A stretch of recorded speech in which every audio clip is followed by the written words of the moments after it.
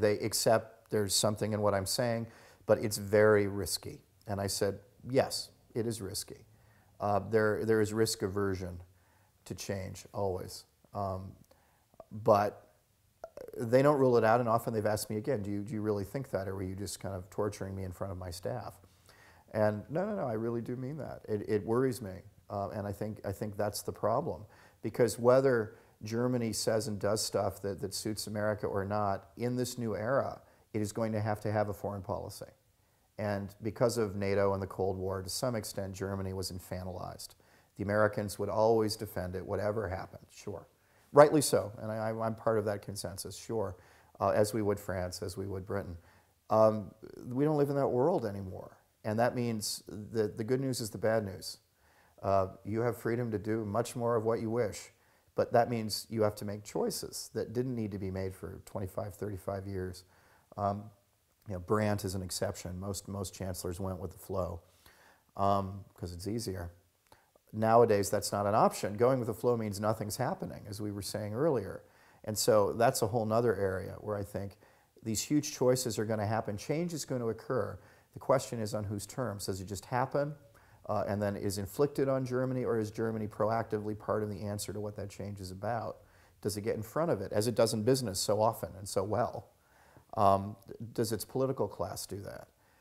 And if this risk aversion overwhelms this thinking outside the box, the answer will be no. And history's full of people not getting through that back to the past. History's full of examples. I'm not wearing a toga. The Romans never figured out what to do with imperial overstretch. The Spanish Empire never figured out inflation. The French could never figure out how far to go and when to stop. You can go through the list. The British, for all they played their cards right, in the end it came to an end. People fail in history and succeed. But certainly failure is inevitable if there's no argument. And the democratic system, that's the link. There needs to be this argument, and there isn't this argument here.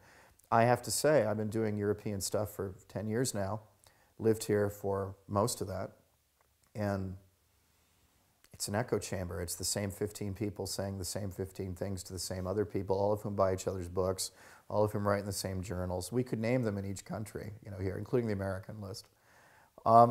That's not healthy for democracy. We need to change the discussion and expand the audience.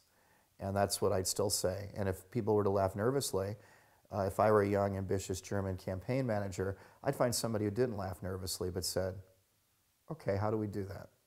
And then begin the process of talking about the internet, connecting with people. A time span, it will take a while. It took Obama 6 years, basically, to get it down. You can go back to Howard Dean's campaign, say it's 8 years, because he really started with the internet. He was an insane candidate, but Joe Trippi knew what he was doing. All the states he screamed out their names, they have restraining orders against him now. But his campaign staff got it. And it takes that time. But I see no sign of that happening, so we need to start now. Begin here. Which would probably then also take 6 to 8 years. Mm-hmm. Okay. Mm-hmm.